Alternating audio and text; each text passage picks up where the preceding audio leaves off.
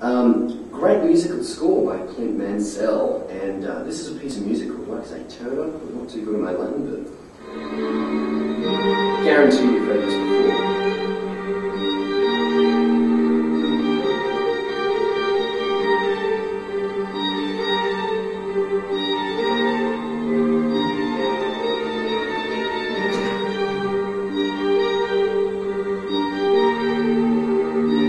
Very dark and depressing kind of score, done with a quick quartet. I'm just going to stop that there.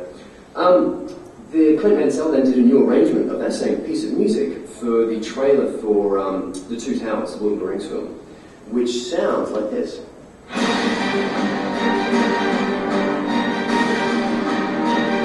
Probably heard that one before.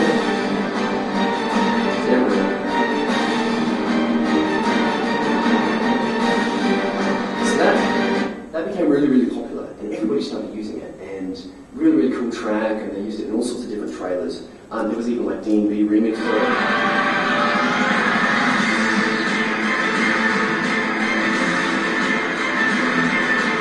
It's very popular, very, very epic, wonderful sort of piece of music, really, really cool, really sets the mood really, really well. Does fantastic, wonderful things.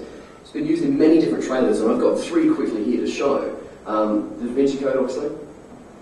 Symbols are a I listen to language music. that can help us understand our past. The music in the background. Professor Langdon, the chief of police would like your assistance. I'm not sure how much help I'm going to be here at this meeting. Etc. kind of thing. It's also used in sunshine. Kind of sunshine.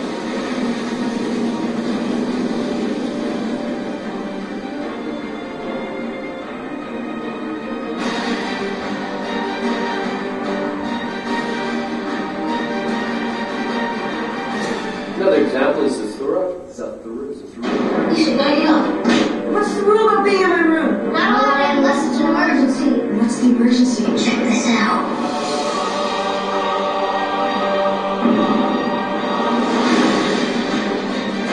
Cool, so everybody's quite familiar with that piece of music, right? And that's just a couple of trailers that's been used all over the place. It's very, very popular. I almost hear it every time I go to the cinema in a trailer. It's everywhere. I bet that guy's making an absolute fortune of it. Anyway, so we're all familiar with it. Check out this trailer for I Am Legend. This trailer's from this year. Listen very carefully to the music.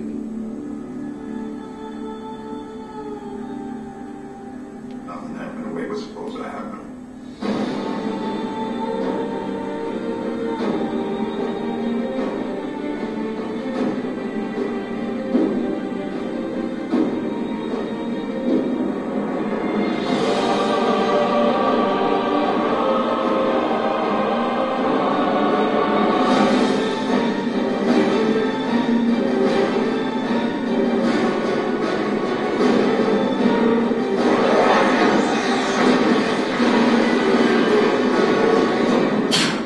That's not the same piece of music, but it's a blatant bloody rip-off. Instead of going na na na na na na, it goes na na na na na na.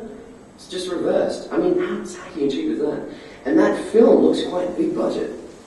So this is what I'm talking about, kind of letting go of tape music. Again, I'm trying not to blame the composer, probably did, who cares?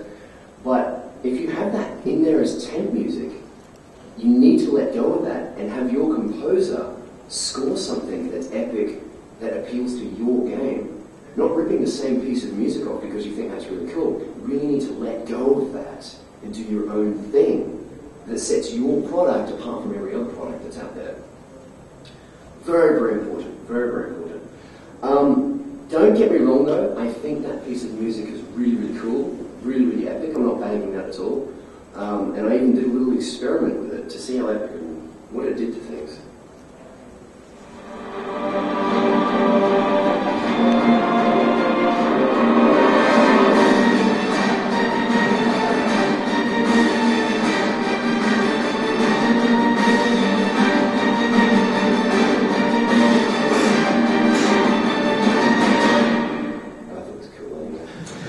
So yeah, that kind of brings us to the end of it. So fire away with questions. What have we got? I'm going to try and see people.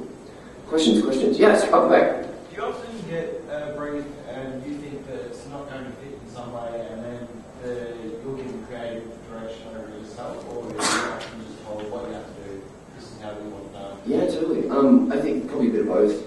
I try to be really political at the time and understand that that's what they want, but I definitely offer other ideas. At the end of the day, they're the client, and the client knows best. I try to, at the end of the day, at the same time, you've got your name on it. So, yeah, I don't know, probably a little bit of both, I think. Sometimes you get total creative freedom, and they love what you do, and they really just want you to go mad on it, be really, really creative.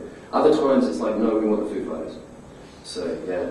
Do they offer you a chance to actually play in-game and test your sounds out, how they actually go to the experience? Yeah, usually especially this year, we've been so busy with product that I don't have time to actually go and play every single game.